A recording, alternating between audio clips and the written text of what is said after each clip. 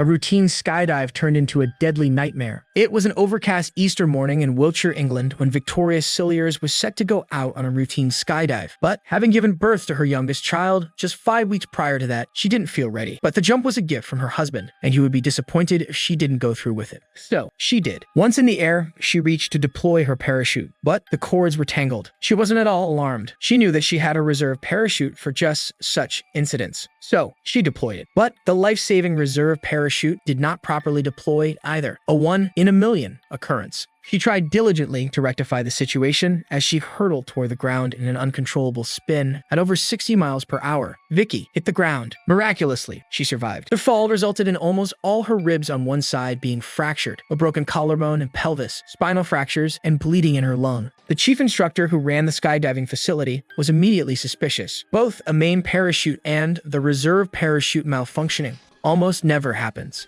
He found that the main parachute's cords were, indeed, tangled, and the reserve parachute was, surprisingly, missing 2 important attachments, called slinks. Someone had cut the risers on her reserve parachute. They reported their finding to the police. Someone clearly tampered with Victoria Cilliers' parachute, but why, and who would want her dead?